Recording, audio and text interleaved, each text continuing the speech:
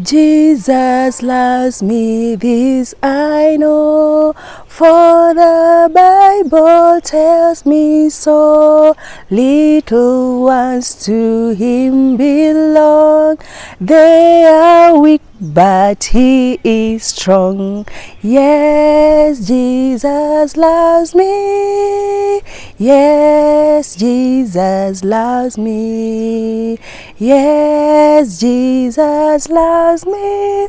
The Bible tells me so. Yesu apenda mtoto kama mi. Yesu apenda mtoto kama mi. Mtoto kama mimi. Yesu anipenda. Yesu apenda mtoto kama mi. Watoto, hello. Hamjambo. Wiki yenu imekuaje lakini? Nataka kuwakaribisha kwenye leseni yetu ya 11. Mada yetu siku ya leo ni Jesus loves me. Kwa Kiswahili, Yesu ananipenda. Naomba ujiguze moyo wako useme Yesu ananipenda. Vizuri sana. Fungu letu la kukariri, nataka uweze kukaa tayari. Nataka kwenye kitabu cha Rudia Nyuma Yangu, Ufunuo 4 fungu la 11. Tena watoto, Ufunuo 4 fungu la 11 linasema, umestahili Mungu wetu kupokea utukufu, heshima na uweza. Tena watoto, Ufunuo 4 fungu la 11 linasema, umestahili Mungu wetu kupokea utukufu, heshima na uweza. Usisahau hilo fungu. Watoto, kuna wakati ambapo ulitarajiwa kufanya kitu kigumu sana. Yesu alistahili kupitia jambo ambalo lilikuwa gumu, na alipitia hilo kwa ajili yako na kwa ajili yangu. Nitakwambia zaidi. Naomba tuweze kuomba ili tuendelee na leseni yetu. Asante Mungu wetu kwa kutupa nafasi nyingine ya kuendelea kujifunza kutoka kwako. Tunaomba uweze kuwa pamoja nasi, katika jina la Yesu tumeomba. Amen. Watoto, leseni iliyopita tulijifunza kuhusu chajio cha pekee. Na tukaona Yesu akaenda na wanafunzi wake na wakawa na muda mzuri wa kuweza kuwa na chakula cha jioni tulichokiita chajio. Baada ya hicho chajio sasa, Yesu na wanafunzi wake, kumbuka chajio ni chakula cha jioni. Kwa hivyo sasa ulikuwa umeingia wakati wa jioni, usiku. Yesu na wanafunzi wake wakaweza kutoka. Na walipotoka hawakwenda manyumbani watoto. Walienda kwenye bustani, kwenye shamba fulani kama vile unaloona hapa karibu nami. Kwenye shamba walikuwa wameenda kufanya nini kwenye hilo bustani? Walikuwa wameenda kuomba. Watoto, wao mnaomba? Hata Yesu alikuwa anaomba. Kwa hivyo yeye akaenda na wanafunzi wake pale kwenye bustani ili waweze kuomba. Na akaweza kuambia wanafunzi wake, naomba waweze kuniombea, nisaidieni kuomba. Kuna jambo nastahili kulipitia ligumu sana, naomba mniombe. Na Yesu alipowaambia vile, yeye akasonga mbele kidogo, mbele yao. Akasonga mahali pa faraga, mahali pake peke yake. Na hapo Yesu akaenda akapiga magoti, akawa anaomba, anaambia Mungu. Kumbuka Mungu ni baba ya Yesu. Akawa anamwambia Mungu, mimi sitaki kupitia haya mambo magumu.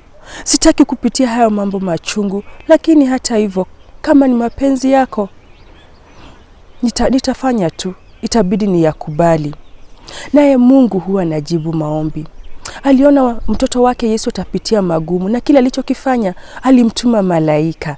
Malaika akaja kwa Yesu, akaweza kumguza, akamwambia Yesu, jipe moyo. Akaweza kumfariji.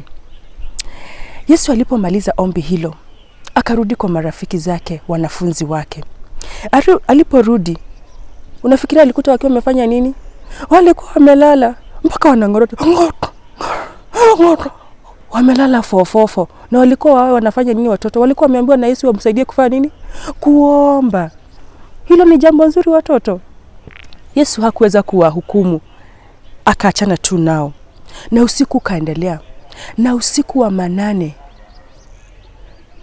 kukaweza kuja askari. Na askari walipokuja, walikuja si peke yao, walikuja na viongozi wa Kiyahudi. Na walipokuja mahali Yesu alipokuwa, walimshika. Kumbuka alikuwa kwenye bustani na alikuwa na wanafunzi wake. Na walipomshika Yesu, kumbuka ni askari na viongozi wengine wa dini. Unafikiria wanafunzi walifanya nini wenye walikuwa na Yesu wakiomba? Wote walitimua mbio, wote wakatoroka wakaenda.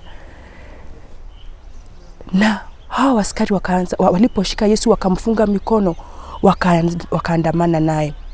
Hata hivyo kuna mwanafunzi mmoja ambaye hakutoroka sana, hakwenda mbali. Kwa hivyo alikuwa anachungulia, anaangalia kwa mbali. Huyo ni Petro. Akawa anaangalia wanapeleka Yesu wapi? Wanapeleka wapi? Vile wanaendelea kusonga na Yesu. Naye akawa ananyemelea pole. Anaangalia wanampeleka wapi? Wakaenda hadi wakafika mahali walikuwa wanaenda. Kumbuka bado ni usiku. Na walipofika mahali walikuwa wanamfikisha Yesu, akaona ndio yule Yesu amesimamishwa mahali fulani pale, alikuwa anamuona. Hivyo Petro kile alichokifanya, akaenda akakaa karibu na watu walikuwa wanaota moto. Kulikuwa baridi na ilikuwa mahali nje. Akawa ameketi pamoja na watu walikuwa wanaota moto, watu ambao walikuwa kuweza kumlinda Yesu asitoroke. Na walipokuwa pale wanaota moto, ni usiku, watoto mnajua kuota moto, wanasikia vizuri joto. Petro ako pale anaangalia Yesu wake kwa mbali. Kidogo kukawa na msichana mmoja aliyekuwa pale na wao wakiota moto. Akamwangalia Petro. Naye Petro akamwangalia, akamwambia, wewe unakaa kama mmoja wa wanafunzi wa Yesu. Naye Petro akaangalia yule msichana akamwambia, wewe Yesu mgani wewe unayeongelea kuhusu? Mimi simjui hata. Yule msichana aliposikia hivyo akanyamaza. Wakaendelea kuota moto pamoja, walinzi pale na Petro mwenyewe. Wakikaa kukawa na mtu mwingine wa pili. Huyu mtu akawa anaangalia Petro, anamwangalia hivi, akamuuliza Petro. Akumuita Petro pole, akamuuliza, na wewe vile unakaa kama ni wale marafiki, mmoja wa marafiki wa Yesu. Petro akakunja uso akamwambia, mimi naona ni kama umekosea, ni kama umelinganisha na mtu mwingine. Na wakanyamaza, wakaendelea kuota moto. Wakiwa wameendelea kuota moto tena, kukawa na mtu wa tatu. Huyo mtu akawa anaangalia pia Petro kwa mbali. Kumbuka wanaota moto, anamwangalia tu, anamwangalia sura, anamwangalia hata vile anavyofanya mambo. Akaweza kumuuliza, wewe hata ukikataa unakaa kama ni mmoja wa wanafunzi wa Yesu. Na Petro hapo akapaza sauti akasema, achana na hiyo mambo, hakuna jambo kama hilo najua. Huyo Yesu unayemwongelea simfahamu hata kidogo. Na hapo Petro aliposema hiyo mara ya tatu hamfahamu huyo Yesu, macho yake na Yesu mahali Yesu alipokuwa yakaangaliana. Na Yesu kwa macho ya upole na ya kusamehe akaweza kumwangalia tu Petro. Naye Petro alipoona Yesu amemwangalia, akaweza kujihisi vibaya moyoni. Watoto, unafikiria alihisi vibaya kwa nini? Alikuwa amekana Yesu, friend yake, akaweza kuwa amemkana. Mara ngapi watoto? Mara 3. Hilo ni jambo nzuri watoto? La hasha. Na Petro akajihisi vibaya, akaona aibu, hadi akaanza kulia. Na kwa sababu yeye ni mwanaume hangelia mbele ya watu, ilibidi aende huko, aende mbali, akaenda akilia, nimemkana Yesu rafiki yangu. Ikawa ni jambo ambalo lilikuwa la huzuni. Kwa hivyo Petro alipoenda, Yesu akabaki pale alipokuwa, na wale viongozi wa dini wa Wayahudi wakawa pale. Na walipokuwa pale, wakawa sasa wameanza kumchezea Yesu. Mmoja wa wale walinzi waliokuwa pale, wakawa wanamfunga Yesu macho. Watoto, mnajua game ya kufunga mtu macho? Wanamfunga Yesu macho. Wanamfunga hivi. Wanamfunga macho. Na wakimfunga macho wanamwambia, Yesu. Yesu anawaitika, naam. Mmoja anamgonga na kimti kikubwa na rungu. Yesu anaumia. Anasema, Wanamuuliza, kwa sababu wewe ni Mesaya, tuambie ni nani amekugonga. Na hapo wakaendelea kumkejeli. Wanapomfanyia hivyo, wanacheka yao yote. Yesu hakuwa anawajibu. Wengine wakawa wanamtania, wanasema, muangalie, alikuwa anajifanya ni mwana wa Mungu, wakawa wanamdhihaki, wanamkejeli, wakaendelea na hizo game zao mbaya. Hivyo mmoja wa wale viongozi wa Wayahudi akawa anamwambia, wewe kweli ni Mesaya? Na Yesu akajibu kwa upole akawaambia, hivyo mnavyoniona, punde si punde nitakuwa nimeketi kwenye kiti cha enzi kando ya Baba yangu ambaye ni Mungu wa mbinguni. Na wale viongozi wa Kiyahudi waliposikia vile, wakajawa na ghadhabu wakisema Yesu ameweza kujifanya yeye ndiye Mungu. Na hiyo ilikuwa jambo moja kubwa mbaya sana. Kwa hivyo kile walichokifanya wakasema sasa huyu lazima afe. Afe kwa nini? Ati kwa sababu yeye alisema yeye ataweza kuketi kwenye kiti cha enzi. Hivyo wale viongozi wa Kiyahudi wakamchukua Yesu, akamwambia askari, mchukue tumpeleke. Walikuwa wampeleke wapi? Walikuwa wampeleke kwa gavana wao. Gavana wakati huo wa Kirumi alikuwa anaitwa Pilato. Wakaenda mpaka kwake. Nakumbuka ilikuwa wakati wa usiku. Walipompeleka kwa Pilato, hao viongozi wa Kiyahudi wakawa wanaambia Pilato mashtaka ya Yesu.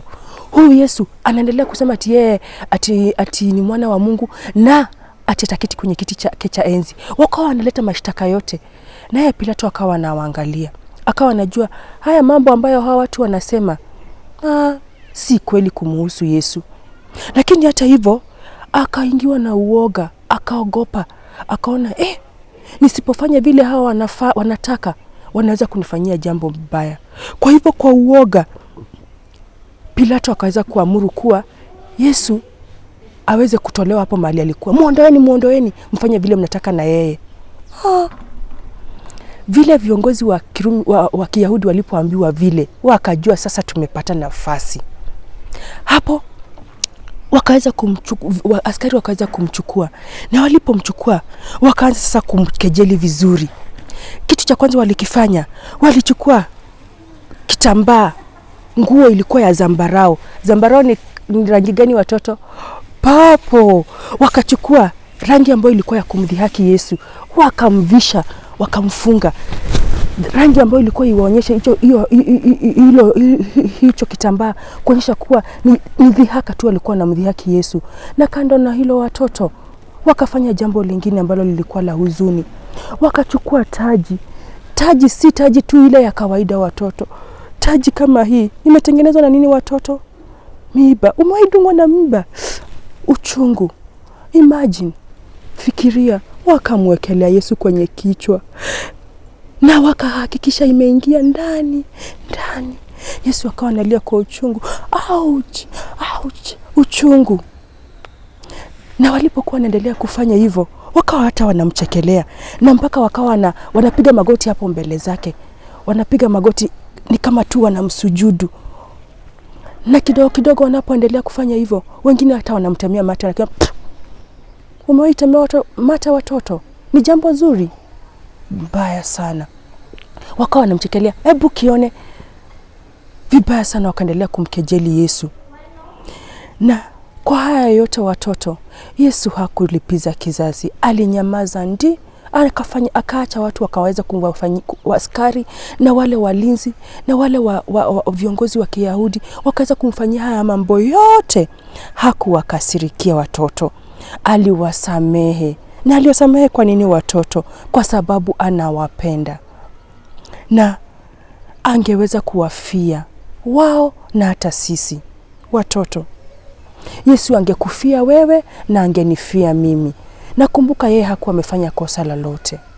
Upendo mkubwa. Na ndio leseni yetu ilikuwa inasema Yesu ananipenda. Yesu anakupenda.